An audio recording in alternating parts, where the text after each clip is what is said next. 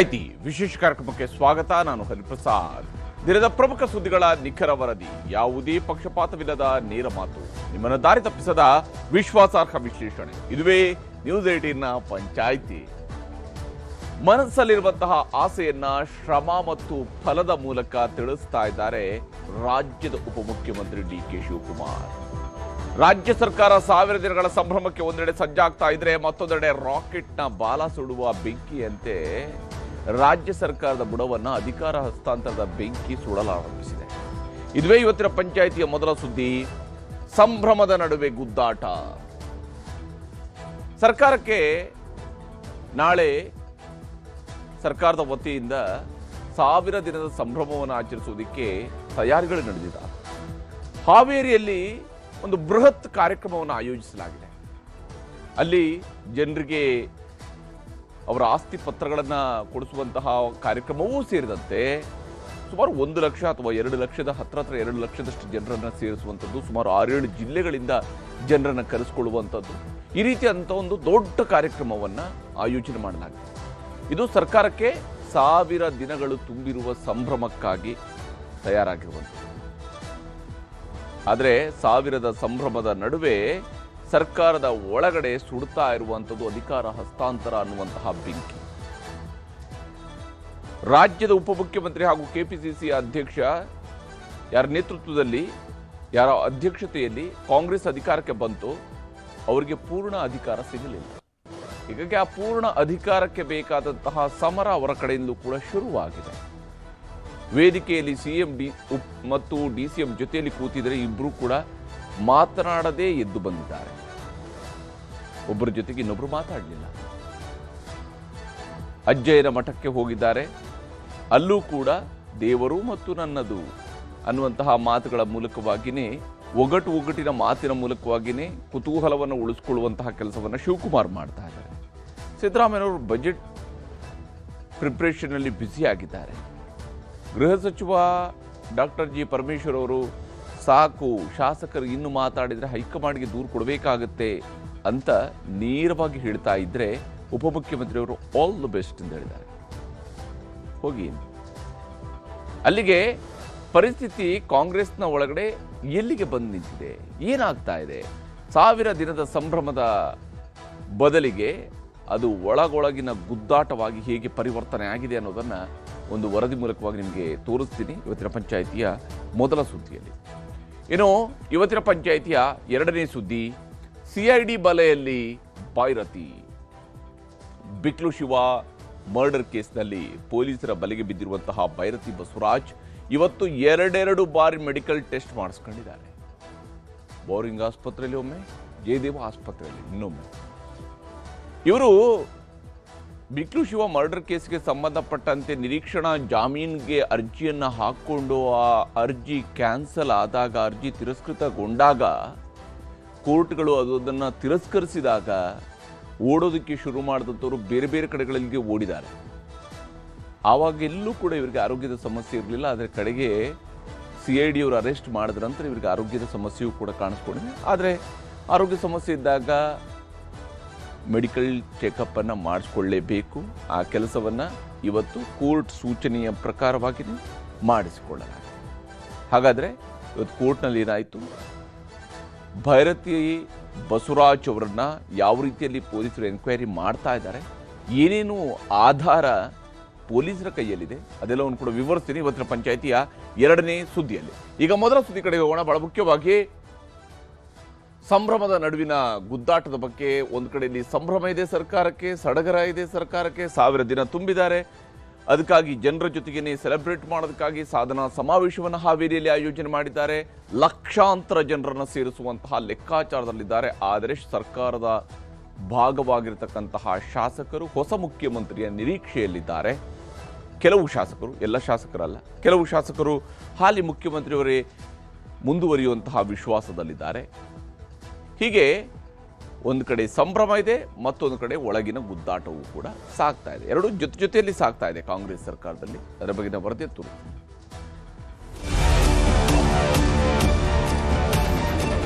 ನಾನು ಯಾವತ್ತೂ I live on hope, I live on confidence. ಮುಂದೆ ಏನಾಗ್ತದೆ ಅನ್ನೋದನ್ನ ನಾನೀಗ ಚರ್ಚೆ ಮಾಡಕ್ ಹೋಗುದಿಲ್ಲ. ಮನುಷ್ಯನಿಗೆ ನಂಬಿಕೆ ಕೂಡ ಬಹಳ ಅಷ್ಟೇ ಮುಖ್ಯ. ಶ್ರಮಕ್ಕೆ ಫಲ ಯಾವತ್ತೂ ಎಲ್ಲರಿಗೂ ಇದ್ದೇ ಇರ್ತದೆ. ನಿಮಗೂ ಇರ್ತದೆ, ನನಗೂ ಇರ್ತದೆ, ಎಲ್ಲರಿಗೂ ಇರ್ತದೆ. ಸೊ ಎಲ್ಲಿ ಶ್ರಮ ಇದೆಯೋ ಅಲ್ಲಿ ಫಲ ಇದೆ.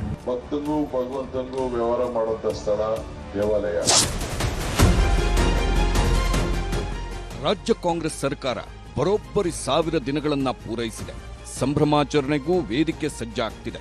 ಸಂಭ್ರಮದಲ್ಲಿರಬೇಕಾದ ದಿನಗಳಲ್ಲೇ ಸಿಎಂ ಡಿಸಿಎಂ ನಡುವಿನ ಕುರ್ಚಿ ಕಚ್ಚಾಟ ಇನ್ನೊಂದು ಮಜಲು ಪಡೆದಿದೆ. ಡಿಕೆ ಶಿವಕುಮಾರ್ ದೆಹಲಿಗೆ ಹೋಗಿ ಬಂದ ಮೇಲಿನ ವರಸೆಯೇ ಬದಲಾಗಿ ಬಿಟ್ಟಿದೆ. ಸೀಟು ಹಂಚಿಕೆ ವಿಚಾರವಾಗಿ ಎರಡೂ ಬಣಗಳ ಪರಸ್ಪರ ಹೇಳಿಕೆಗಳ ನಡುವೆಯೇ ಸಿಎಂ ಹಾಗೂ ಡಿಸಿಎಂ ಸರ್ಕಾರದ ಕಾರ್ಯಕ್ರಮದಲ್ಲಿ ವೇದಿಕೆ ಹಂಚಿಕೊಂಡಿದ್ದರು. ಬೆಂಗಳೂರಿನಲ್ಲಿ ನಡೆದ ಅಂತಾರಾಷ್ಟ್ರೀಯ ಅಣೆಕಟ್ಟು ಸುರಕ್ಷತಾ ಸಮ್ಮೇಳನದ ವೇದಿಕೆಯಲ್ಲಿ ಜೊತೆಯಾಗಿದ್ದರು. ಒಬ್ಬರ ಮುಖ ಒಬ್ಬರು ನೋಡಲಿಲ್ಲ, ಕೈ ಹಿಡಿದು ಮಾತನಾಡಿಸಲಿಲ್ಲ. ಒಂದೇ ವೇದಿಕೆಯಲ್ಲೇ ಇದ್ದರೂ ಮಾತಿಲ್ಲ, ಕಥೆಯಿಲ್ಲ ಎಂಬಂತೆ ಇಬ್ಬರೂ ಕುಳಿತು ಎದ್ದು ಬಂದಿದ್ದಾರೆ.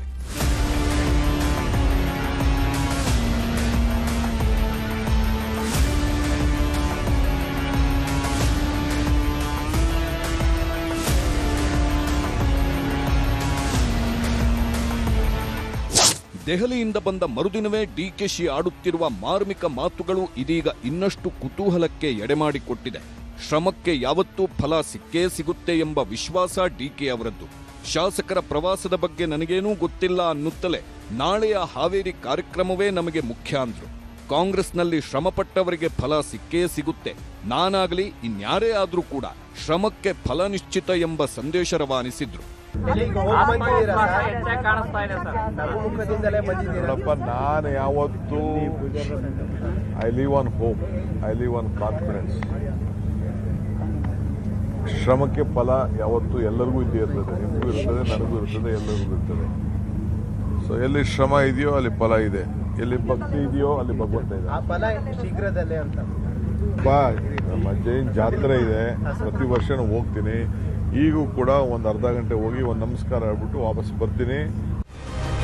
ಈ ಮಧ್ಯೆ ಸಿಎಂ ಡಿಸಿಎಂಗೆ ಹೈಕಮಾಂಡ್ ಇದೇ 17ರಂದು ಬುಲಾವ್ ಕೊಟ್ಟಿದೆ ಎಂಬ ಗುಸುಗುಸು ಎದ್ದಿತ್ತು. ಇದಕ್ಕೆ ಸ್ಪಷ್ಟತೆ ಕೊಟ್ಟ ಡಿಕೆಶಿ, ನನಗೆ ಗೊತ್ತಿಲ್ಲ, ಸಮಯವೇ ಎಲ್ಲದಕ್ಕೂ ಉತ್ತರ ಕೊಡಲಿದೆ ಎಂದ್ರು. I don't know. Let us see. Time will answer for all those things. There is a lot of discussion. Delhi. ಬೆಳಿಗ್ಗೆ ಮನೆ ಮುಂದೆ ಹೀಗೆ ಹೇಳಿ ಅಣೆಕಟ್ಟು ಸುರಕ್ಷತಾ ಸಮ್ಮೇಳನಕ್ಕೆ ಹೋದ್ರು. ಬಳಿಕ ಅಲ್ಲಿಂದ ತುಮಕೂರು ಜಿಲ್ಲೆ ತಿಪಟೂರಿನ ಅಜ್ಜಯ್ಯನ ಮಠದಲ್ಲಿ ನಡೆಯುತ್ತಿರುವ ಜಾತ್ರಾ ಮಹೋತ್ಸವದಲ್ಲಿ ಪಾಲ್ಗೊಂಡ್ರು. ಅಲ್ಲೂ ಕೂಡ ಅದೇ ಮಾರ್ಮಿಕ ಮಾತು, ಅದೇ ಒಗಟು ಮಾತುಗಳ ಮೂಲಕವೇ ಕುತೂಹಲ ಉಳಿಸಿಕೊಂಡಿದ್ದಾರೆ. ನನಗೂ ಅಜ್ಜಯ್ಯನಿಗೂ ಇರುವಂತ ಸಂಬಂಧ, ನಂಬಿಕೆ ನೀವೆಲ್ಲ ಗೊತ್ತಿದೆ. ಸೊ ನಾವೆಲ್ಲ ಮಾರ್ಗದರ್ಶನದಲ್ಲಿ, ಅವರ ಮಾರ್ಗದರ್ಶನದಲ್ಲಿ ನಾವೆಲ್ಲ ಬದುಕ್ತಾ ಇದ್ದೇವೆ. ಅವರ ಶಕ್ತಿಯಿಂದನೇ ಇವತ್ತು ಇಲ್ಲಿವರೆಗೂ ಕೂಡ ನಾವು ಬೆಳ್ಕೊಂಡು ಬಂದಿದ್ದೇವೆ. ಅಜ್ಜನ ಹೆಸರು ತೆಗೆದುಕೊಂಡು ಪ್ರಮಾಣ ವಚನ ಸ್ವೀಕಾರ ಮಾಡಿದಾಗ ಕೆಲವರೆಲ್ಲ ನಕ್ದವರಿದ್ದಾರೆ, ಕೆಲವರು ಸಂತೋಷ ಪಟ್ಟಿದ್ದಾರೆ, ಕೆಲವರಿಗೆ ನಂಬಿಕೆ. ಮರಕ್ಕೆ ಬೇರು ಎಷ್ಟು ಮುಖ್ಯನೋ ಮನುಷ್ಯನಿಗೆ ನಂಬಿಕೆ ಕೂಡ ಬಹಳ ಅಷ್ಟೇ ಮುಖ್ಯ. ಹಂಗೆ ನಾವೆಲ್ಲ ನಂಬಿಕೆ ಮೇಲೆ ನಂಬಿಕೊಂಡು ನಮ್ಮ ಕೆಲಸವನ್ನು ನಾವು ಮಾಡ್ಕೊಂಡು ಬರ್ತಾ ಇದ್ದೇವೆ. ಹೈಕಮಾಂಡ್ ಕಟ್ಟಪ್ಪಣೆ ಮಧ್ಯೆಯೇ ಮಾತಿಗೆ ಮಾತು. ಸಿಎಂ ಡಿಸಿಎಂ ಆಪ್ತರ ಬ್ಯಾಟಿಂಗ್, ನಾಯಕರ ಗೂಗ್ಲಿ. ಹೈಕಮಾಂಡ್ ಕಟ್ಟಪ್ಪಣೆ ಬಳಿಕವೂ ಡಿಕೆ ಸಿದ್ದು ಆಪ್ತರಿಂದ ವೈಯಕ್ತಿಕ ಹೇಳಿಕೆಗಳು ಪದೇ ಪದೇ ಕೇಳುತ್ತಲೇ ಇವೆ. ಸಿದ್ದರಾಮಯ್ಯನವರ ಪರ ಮಗ ಯತೀಂದ್ರ ಮಾತಾಡಿದ್ರು. ಡಿಕೆ ಶಿವಕುಮಾರ್ ಪರ ಶಿವಗಂಗಾ ಬಸವರಾಜು, ಇಕ್ಬಾಲ್ ಹುಸೇನ್, ಎಚ್ಸಿ ಬಾಲಕೃಷ್ಣ, ಬಳಿಕ ಇದೀಗ ಚನ್ನರಾಜ ಹಟ್ಟಿಹೊಳಿ ಮಾತನಾಡಿದ್ದಾರೆ.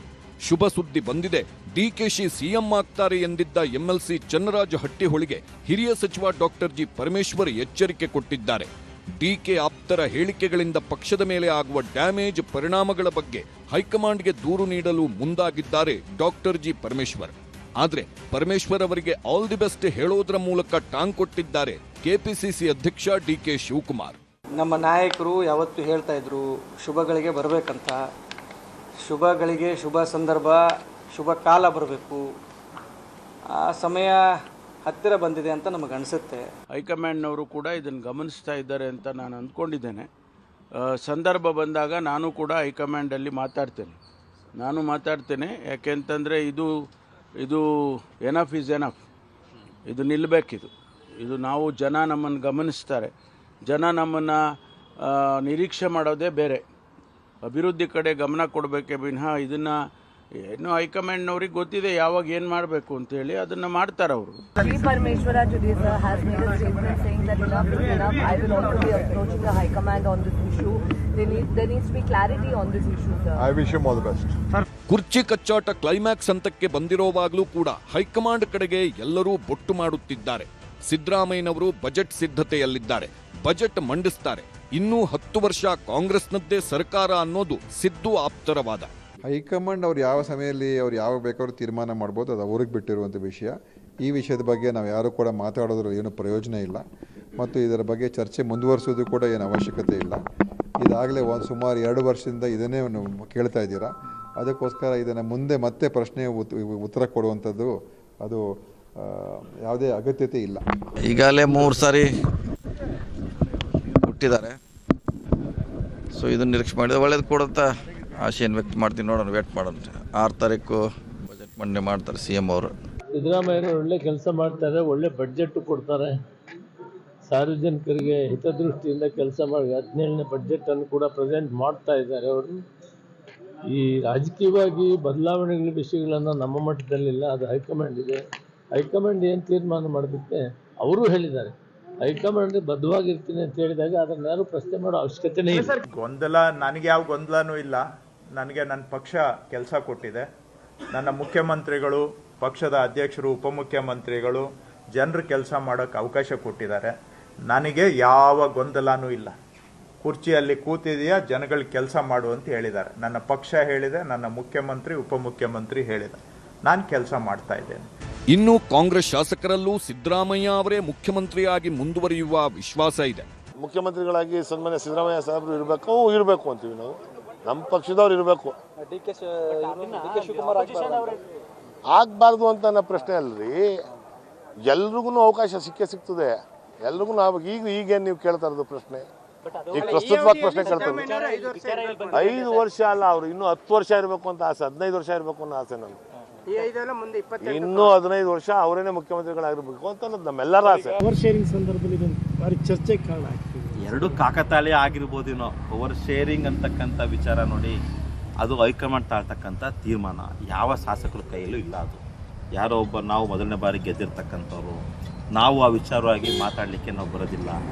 ಹೈಕಮಾಂಡ್ ಏನು ತೀರ್ಮಾನ ತಾಳುತ್ತೆ ಆ ತೀರ್ಮಾನಕ್ಕೆ ನಾವು ಭದ್ರಾಗಿರ್ಬೇಕು ಅಂತಕ್ಕಂಥದ್ದು ಎಲ್ಲ ಮುಖಂಡರು ಕೂಡ ಹೇಳಿದ್ದಾರೆ. ಅದು ಸಿದ್ದರಾಮಯ್ಯನವರು ಹೇಳಿದ್ದಾರೆ, DK ಶಿವಕುಮಾರ್ ಅವರು ಹೇಳಿದ್ದಾರೆ, ಅಥವಾ ಇನ್ನಿತರ ಮುಖಂಡರು ಕೂಡ ಹೇಳಿದ್ದಾರೆ. ಹೈಕಮಾಂಡ್ ಏನು ತೀರ್ಮಾನ ತಾಳುತ್ತೆ ಆ ತೀರ್ಮಾನಕ್ಕೆ ನಾವೆಲ್ಲರೂ ಕೂಡ ತಲೆಬಾಗ್ತೀವಿ. ಹೀಗೆ ಕಾಂಗ್ರೆಸ್ ಶಾಸಕರೆಲ್ಲ ತಮ್ಮ ಸರ್ಕಾರದ ಬಗ್ಗೆ ತಲೆಗೊಂದರಂತೆ ಮಾತನಾಡುತ್ತಿದ್ದರೆ ಇದೇ ಪ್ರತಿಪಕ್ಷ ಬಿಜೆಪಿಗೆ ದೊಡ್ಡ ಅಸ್ತ್ರವಾಗಿ ಸಿಕ್ಕಿದೆ. ಇದೇ ಕಾರಣಕ್ಕೆ 1000 ದಿನದ ಸಂಭ್ರಮ ಮಾಡಲು ಹೊರಟವರಿಗೆ ಮಾತಲ್ಲೇ ಬಿಸಿ ಮುಟ್ಟಿಸುವ ಪ್ರಯತ್ನದಲ್ಲಿದ್ದಾರೆ. ಸಾಧನೆಯಲ್ಲ, ಕರಾಳ ದಿನ. 1000 ದಿನಗಳ ಸಾಧನೆ ಕೆಣಕಿದ ಬಿಜೆಪಿ. 1000 ದಿನಗಳ ಸರ್ಕಾರದಲ್ಲೂ CM ಪಟ್ಟದ ಫೈಟನ್ನ ಕೆಣಕಿದೆ ಬಿಜೆಪಿ. ಶಾಸಕರು ಫಾರಿನ್ಗೆ ಹೋಗೋದಷ್ಟೇ ಅಲ್ಲ, ಗೋವಾದಲ್ಲಿ ಕಾಂಗ್ರೆಸ್ ಶಾಸಕರಿಗೆ 40 ರೂಮ್ ಬುಕ್ ಆಗಿದೆ ಎಂಬ ಹೊಸ ಬಾಂಬ್ ಹಾಕಿದ್ದಾರೆ ಬಿಜೆಪಿ ಶಾಸಕ ಅಭಯ್ ಪಾಟೀಲ್. ರೂಮ್ಗಳೇನೋ ಬುಕ್ ಆಗಿದೆ, ಆದ್ರೆ ಗೋವಾಗೆ ಹೋಗುವ ಶಾಸಕರು ಯಾರ ಬಣ ಅನ್ನೋದು ಮಾತ್ರ ಸಸ್ಪೆನ್ಸ್ ಅಂತಾರೆ. ಇಷ್ಟು ದಿನ ಕುರ್ಚಿ ಕಚ್ಚಾಟ, ಅಧಿಕಾರ ಹಂಚಿಕೆ ಜಂಜಾಟವೇ ಆಯಿತು. ಏನು ಸಾಧನೆಗೋಸ್ಕರ ಸಮಾವೇಶ ಎಂದು ಪ್ರಶ್ನಿಸಿದ್ದಾರೆ ಪ್ರತಿಪಕ್ಷ ನಾಯಕ ಆರ್ ಅಶೋಕ್. ಇನ್ನೂ ಕೆಲವು ಜನ ಶಾಸಕರು ಹೋಗ್ತಾ ಇದ್ದಾರೆ. ಈಗ ನನಗೆ ಮಾಹಿತಿ ಇದ್ದಿದ್ದ ಪ್ರಕಾರ ಗೋವಾದಲ್ಲಿ ಸುಮಾರು 40 ರೂಮ್ಗಳು ಬುಕ್ ಮಾಡಿದ್ದಾರೆ ಅವರು. ಇನ್ನು ಗೋವಾಕ್ಕೆ ಮತ್ತೆರಡು ಜನ ಹೋಗ್ತಾ ಇದ್ದಾರೆ ಗೊತ್ತಿಲ್ಲ. ಹಿಂಗಾಗಿ ಈ ರಿಸಾರ್ಟ್ ರಾಜಕಾರಣ ಪ್ರಾರಂಭ ಆಯ್ತಿನ್ನು. ಹಿಂಗಾಗಿ ಇನ್ನು ವಿಧಾನಸೌಧ ಆಡಳಿತ ವಿಧಾನಸೌಧದಿಂದ ನಡೀದಲ್ಲ, ಒಂದು ಗೋವಾದಿಂದ ನಡಿಬೋದು, ಒಂದು ವಿದೇಶದಿಂದ ನಡಿಬೋದು. ಇನ್ನೇನಿದ್ರೂ ವಿದೇಶಕ್ಕನ್ನು ನಾವೆಲ್ಲ ಅವ್ರು ಎಲ್ಲಿ ಹೋಗಿದ್ದಾರೆ ಅಲ್ಲೇ ಮಾಹಿತಿ ಕೊಟ್ಟು ಅಲ್ಲಿಂದನೇ ಎಲ್ಲ ಮಾಹಿತಿ ತೊಗೊಂಡು ಅಲ್ಲಿಂದ ಆಡಳಿತ ನಡೆಯುವಂಥದ್ದು ಕಾಂಗ್ರೆಸ್ ಪರಿಸ್ಥಿತಿ ಬಂದದೆ. ಒಟ್ಟು ಕಾಂಗ್ರೆಸ್ ಶಾಸಕರು ಬರ್ತಾ ಇದ್ದಾರೆ ಅನ್ನೋಂಥ ಮಾಹಿತಿ ಅದು. ಈಗ ಆಲ್ರೆಡಿ ಬುಕ್ ಆಗಿದ್ದಾವೆ. ಇನ್ನು ಯಾವಾಗ ಯಾರ್ಯಾರು ಪ್ರಕಟ ಆಗ್ತಾರೋ ಯಾರು ಗೊತ್ತದು. ಸಿದ್ದರಾಮಯ್ಯನವ್ರ ಕ್ಯಾಂಪು, DK ಅವ್ರ ಕ್ಯಾಂಪು ಗೊತ್ತಿಲ್ಲ. 1000 ದಿನಗಳು ತುಂಬ್ತಾ ಇದೆ ಅಂತೇಳಿ ಹಾವೇರಿಯಲ್ಲಿ ಮುಖ್ಯಮಂತ್ರಿ ಸಿದ್ದರಾಮಯ್ಯನವರು ಕಾರ್ಯಕ್ರಮ ಮಾಡ್ತಾ ಇದ್ದಾರೆ. ಯಾವ ಪುರುಷಾರ್ಥಕ್ಕೋಸ್ಕರ ಮಾಡ್ತಾ ಇದ್ದಾರೆ?